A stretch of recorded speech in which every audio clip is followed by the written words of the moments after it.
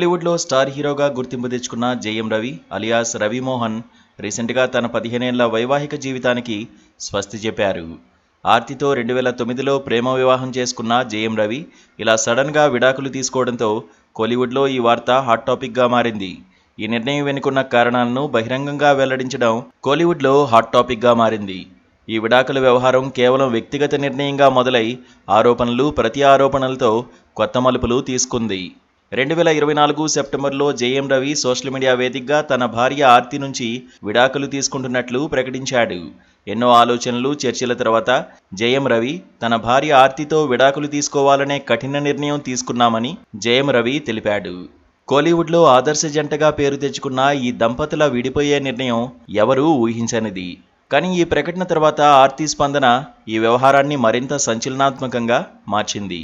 తనకు ముందస్తు సమాచారం లేకుండా తన అనుమతి తీసుకోకుండా రవి విడాకుల ప్రకటన చేశాడని ఆర్తి ఆరోపించింది.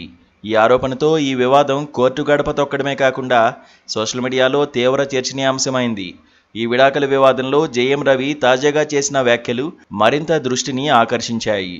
తన మాజీ భార్య ఆర్తి, ఆమె కుటుంబం తనను ఆర్థికంగా మానసికంగా ఎంతగా వేధించారో వివరిస్తూ రవి సంచలన లేఖను విడుదల చేశాడు.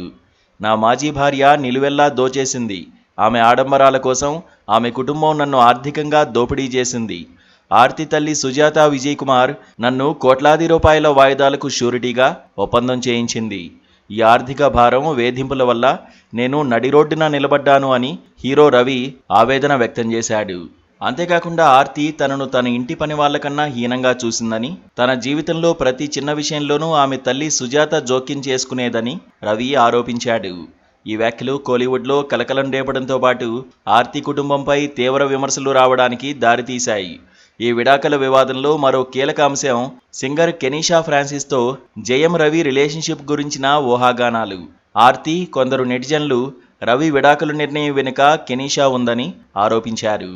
ఈ ఆరోపణలు మరింత బలపడ్డానికి కారణం ఇటీవల జరిగిన ఓ వివాహ వేడుకలో రవి, కెనీషా కలిసి హాజరై ఒకే రంగు దుస్తుల్లో కనిపించడం.